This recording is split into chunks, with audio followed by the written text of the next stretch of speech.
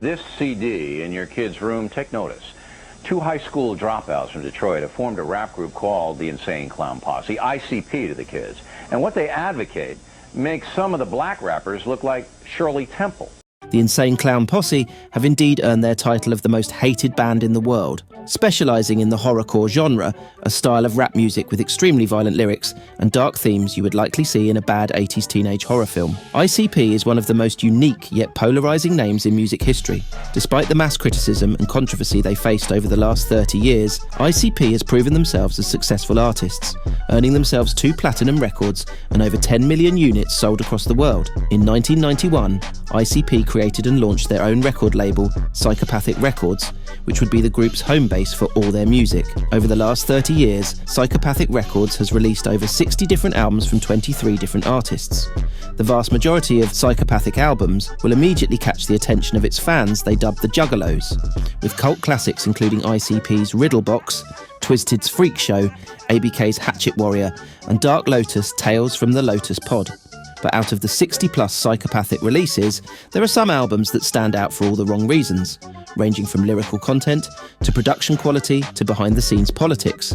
Join the Horror Monger as we count down and analyse the 5 worst Psychopathic albums of all time. We should warn you, some of the content featured in this video may not be appropriate for all members of the family. That said, if we get too extreme, you will be met with this thunderous yet therapeutic sound, so we do not anger the YouTube algorithm gods. Girly, girly, you freaky, freaky. But if you wish to face the wrath of the gods, be sure to hit that subscribe button and notification bell for more exclusive lists. Now let's take a look at the 5 worst Psychopathic albums of all time. This video is presented by WWE Saturday Night's Main Event. After 15 long years, WWE's most exciting weekend primetime spectacle returns to broadcast TV. Your Saturday obsession is back. Saturday Night's Main Event premieres Saturday, December 14th at 8 Eastern, 5 Pacific, live on NBC. Starting at number 5, Insane Clown Posse Bang Pow Boom. When ICP announced there would be a new series of concept albums dubbed The Second Deck of the Joker's Cards in 2009, the Juggalo community was excited. The first card was slated for an April 2009 release, however it was delayed in favour of Violent J's new solo album, The Shining. In the linear notes of The Shining, the title of the first card was revealed to be Bang Pow Boom. It would also mark the first time producer Mikey Clark collaborated with ICP directly in almost a decade. Mike, also known for his work with Kid Rock, George Clinton and Mickey Avalon, had produced all of ICP's albums starting in 1992 up until the year 2000, when the two parties had a fallout during pre-production for the forthcoming Dark Lotus album, Tales from the Lotus Pod. According to a statement made by Clark, "It seemed like too much was going on, and I wasn't sure about the material. I needed a break. I was frazzled. We weren't getting along, so that was it." 5 years later, after a near-death experience, Clark would reconcile with ICP. Bang Pow Boom was released on September 1st, 2009 with critical acclaim, debuting at number 4 on the Billboard Top 200 and number 1 on the Billboard Top Independent Albums chart, selling over 50,000 copies in its first week. The CD was also released in 3 different versions, with each version containing their own unique introduction and hidden track. While the album was received well by mainstream critics, many within the Juggalo fan base felt it was a huge departure from their previous work. Examples of this are songs like Juggalo Island, which, while meant as one of many songs dedicated to the Juggalos, was an overused and oversaturated song gimmick that didn't bring anything new or original to the plate. Fans also panned Violent J's clean vocals on songs like I Need a Body, Vera Lee, and the Psycho Stalker rock-pop single Love, saying he was flatter than an open 2-litre of Faygo. After listening to this album, the Horror Monger has to agree. The album's only promotional single, entitled Miracles, was accompanied with a CG-heavy music video that went viral immediately and became the butt of many jokes in mainstream media, including parodies from Saturday Night Live and the mainstream comedy group The Lonely Island. While the album does feature some of Mikey Clark's best engineering work of his entire career, fans believe the lyrical content failed to capture the magical, brutal atmosphere of the albums from the original Joker's Card era. Are we believers in miracles? Not in this case. At number 4, Zug Island 333. Did you know Psychopathic Records signed a rock band? What? Well, sort of. Violent J has a love for rock music and was curious as to what a Juggalo rock band would sound like. In 2001, Violent J and ICP's newest producer, Mike Powell, formed the band Zug Island, with Powell on guitar, Ashley Horrock on drums, Dan Miller on keyboards, and Guido Milligan on bass. Jay was intended to be the lead vocalist. However, at that time, ICP were also active in the world of professional wrestling. They would appear in ECW, WWE, WCW, XPW, and TNA wrestling. During their appearance at the XPW Rapture pay-per-view, Jay suffered 2 broken ribs after receiving a botched clothesline from Pogo the Clown, and ICP were fired from XPW the next day. Going against doctor's orders, Jay would perform and participate at the 2nd annual gathering of the Juggalos a few days later. After the event, Jay needed time to heal from his injuries and decided he would instead write all of Zug Island's lyrics while Powell writes all the music. Despite being offered a spot in 3 other bands, including Velvet Revolver and the Twisted Brown Trucker Band, Gregory Sin McDonald would join Zug Island as their new vocalist. The band started working on material during the recording sessions of ICP's 2002 album, The Wraith Shangri-La, and would release their debut album, Cracked Tiles, in January 2003. While it wasn't going to blow up the rock charts or cause waves outside of the Juggalo world, the band was universally accepted by the Juggalos from the get-go, although others felt the album and the band's individual talents were overshadowed by Jay's skin-tight creative involvement, along with appearances from ICP on 4 different songs throughout the album. Miller would leave the band a year later, citing creative and personal differences with the rest of the band. On June 1st, 2004, Zug Island released their 2nd album, 333. This is the only Zug Island album that had 0 creative involvement from Violent J. You sure about that? The album peaked at number 26 on the Top Heatseekers chart and at number 22 on the Top Independent Albums chart. Unfortunately, this sophomore effort was received poorly, to say the very least. There are so many different styles and genres used and so poorly done that it just shows lack of maturity and confusion about what this band is as an artist. In a review from Johnny Loftus of AllMusic, he says, quote, 333 sounds like the result of whatever 100 ideas stuck to their practice space wall. Sin has no new tale to tell. His lyrics are a bland mishmash of tortured soul rumination, broad social comment, and vaguely threatening machismo. Their sonics aren't strong enough to raise 333's alert level past blue. The last part of that statement could not be further from the truth, as the rock and roll scene was seeing major changes during this time, with the wave of new metal bands like Korn, Linkin Park, and Slipknot dominating rock radio stations, venues, and record sales all over the world. These bands had already established themselves as wizards in the art of mixing elements of rock, heavy metal, hip-hop, and industrial music, and their success speaks for itself. Let's face it, Zug Island was never going to be the next Limp Bizkit or the next Nickelback, with or without Jay attached to the band's hip. The album was a financial flop for Psychopathic, selling only an estimated 1,500 copies according to Nielsen SoundScan. Zug Island left Psychopathic 6 months later, but they would return in 2012 to record material for a greatest hits compilation, before leaving again in 2015 after their contract expired. The band would ultimately split up in the summer of 2023. What do you think of this list so far? Let us know in the comments section down below. Number 3, Big Hoodoo, Crystal Skull. The year 2012 was a very interesting year for the planet Earth. It was the year the entire world was supposed to end. We're gonna die! But we're not going to talk about that.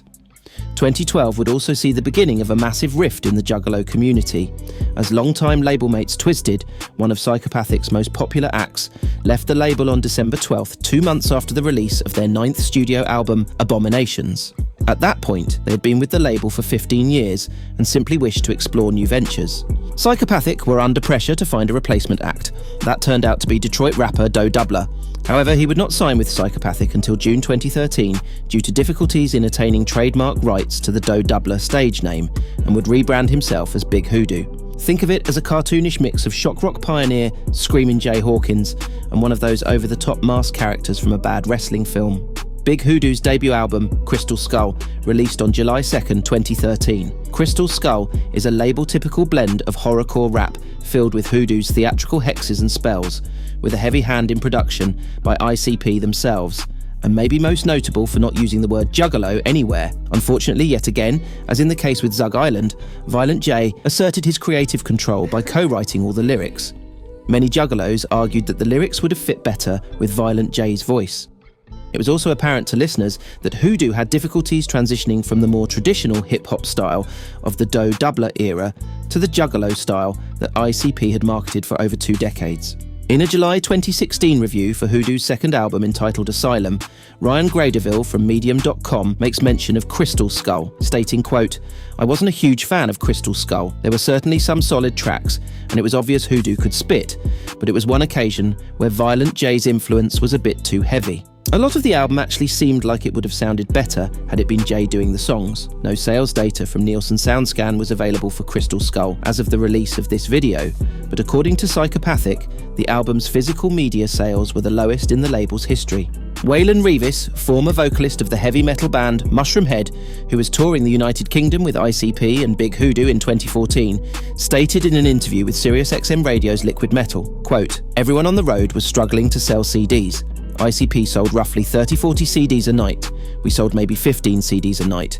Hoodoo was only pushing maybe 3-5 CDs a night. Some nights, we weren't able to sell CDs at all. After the tour, everyone figured out they could stream our music on iTunes and Spotify, so we didn't need CDs on the road anymore." The album failed to match the success of Twisted's previous Psychopathic releases and would not land on the Billboard charts. Hoodoo would remain with Psychopathic until October 2020, when he was dropped from the label due to company-wide layoffs and financial losses stemming from the COVID-19 pandemic. Big Hoodoo? More like Big Doo-Doo, or to be more universal, Grande Le Mieux. Number 2, ICP The Wraith, Shangri-La. Yes, you heard us correctly, ICP made this list twice. In 1999, ICP was signed to Island Records and released the 5th Joker's Card album entitled The Amazing Jekyll Brothers. The group did not want to release the 6th Joker's Card on the label, but were contractually obligated for 2 more albums. As a result, they released the double album Bizarre Bizarre on Halloween in 2000, then left Island to return to Psychopathic. The duo built and opened their own recording studio called the Lotus Pod. Shortly after, they would begin to work on the 6th Joker's Card album, and they would not be seen again publicly until July 2002 at the 3rd annual gathering of the Juggalos. It was at this time ICP revealed the name of the 6th Joker's Card, the Wraith, which Violent J stated is a personification of death. The story of the Wraith would be featured in 2 separate albums, Shangri-La, the Wraith's exhibition of an eternal paradise, and Hell's Pit, a brutal illustration of the horrors of hell itself and the grand finale of the original Joker's Card saga. It was also revealed that Shangri-La would be the first ICP album without any contribution from longtime producer Mikey Clark, who had left Psychopathic 2 years earlier. Zug Island guitarist Mike Powell would take over production duties for the album and would introduce a more pop-oriented sound. On November 5th, 2002, ICP released The Wraith Shangri-La, debuting at number 15 on the Billboard Top 200 and number 1 on the Top Independent Albums chart. Reactions to the album were mixed among juggalos and critics. While they were trying to stick with the Joker's Cards format, the album felt like ICP were trying to capitalise on the pop rock fad at that time, citing the likes of Crazy Town, Bloodhound Gang and Gorillaz. The general lyrical content is what anyone would expect from ICP, albeit with a more happy joy kind of twist, with a little less emphasis on the horrorcore elements. Examples include Birthday Baby, Homies, Cotton Candy and Popsicles, and Crossing the Bridge. One song that perhaps left a lot of unanswered questions for the Juggalo community was the album's closing track, The Unveiling, in which Violent J is telling the listener that ICP's message since the beginning wasn't about fame, money, or even f***ing off the masses, but about the Juggalos finding God and making it to heaven. If we could include this album in a worst Christian music album list, we would, but we can't do that because, well, it's ICP. Some critics perceived the spiritual element of the storyline as a joke or a stunt. Allmusic writer Bradley Toriano wrote, "Even if it is a joke, it isn't a funny one, or even a clever one." In the September 2003 issue of Blender magazine, it was voted the group's worst album, describing them as imbecilic white rappers. While complimenting the album for its charming, good-natured idiocy, they were also voted the worst band of any genre. In ICP's defence, we have seen and heard so much worse since 2003. I mean, in 2024, we have Tom McDonald and Ben Shapiro. Not exactly a good image for hip-hop, even by 2003 standards. The album's DVD audio release, which featured an exclusive 6.1 surround sound mix produced by DTS Entertainment, won the Most Adventurous Mix Award at the 2003 Surround Music Awards. In 2010, the album would become eligible for gold certification by the Recording Industry Association of America, but it has yet to be certified officially. And number 1, Cold 187 The Only Solution. Earlier in this video, we mentioned the departure of Twisted from Psychopathic in late 2012. Many in the juggalo community speculate that one of the reasons Twisted left was because of the controversial circumstances surrounding the production of Cold 187's only Psychopathic album release, entitled The Only Solution. Cold 187, also known as Big Hutch, was a member of the classic gangster rap group Above the Law, whose debut album, Livin' Like Hustlers, released in 1990 through Ruthless Records, was overseen and co-produced by rap legends Dr. Dre and Eazy-E. The album also featured the song Murder Rap, which ICP would later remake and cover on Shangri-La. Above the Law left Ruthless in 1995, shortly after the untimely death of Eazy-E. Fast forward to 2011, Hutch would tour with ICP as part of the American Psychos tour and would sign with Psychopathic later in the year. On October 22nd, 2012, Hutch rebranded himself as Cold 187 and released The Only Solution through Psychopathic. It is a concept album that tells the story of an assassin as he develops from a young boy into a hitman. While the concept sounded good on paper, the album itself was met with immediate criticism by both juggalos and fans of Above the Law, but the juggalos were perhaps more vocal about this album than anyone else, and rightfully so. While Hutch wrote the lyrics for all 12 songs for the album, all these songs also featured instrumentals that were produced for previous songs released by Psychopathic, including songs that should never have been touched. For example, the song Three Brothers uses the instrumental for the Slaughterhouse mix of ICP's Chicken Huntin', and An Offer He Can't Refuse uses the instrumental for the Twisted song Murder, Murder, Murder, which was removed from the original release of Twisted's 1998 album Most Aceless because the song featured an unauthorized sample from the 1995 single Life or Death by the short-lived San Diego horrorcore group Cemetery Slaves. Although sampling music from other artists is commonplace in hip-hop, this album sounded more like a mixtape that should have been given away for free. Needless to say, the Juggalos absolutely despised this album. More complicating matters were that Twisted's Abominations and ICP's The Mighty Death Pop were all released the very same day, and when the powers that be compared the sales for The Only Solution to the sales of the other two albums, the writing was already on the wall. The album sold under 600 copies according to Nielsen SoundScan. Hutch would leave Psychopathic a few months later due to the album's poor sales. Looking back at it now, signing with Psychopathic was an offer he should have refused. One offer he couldn't refuse though. In 2022, Big Hutch was added as a playable character in the blockbuster video game Call of Duty Modern Warfare 2, and in 2023 was ported over to the sequel Modern Warfare 3. And there you have it, the 5 worst Psychopathic albums of all time. What did you think of this list? Let us know in the comments section down below, and be sure to hit that subscribe button and notification bell for more exclusive lists. This is the Horror Monger signing off.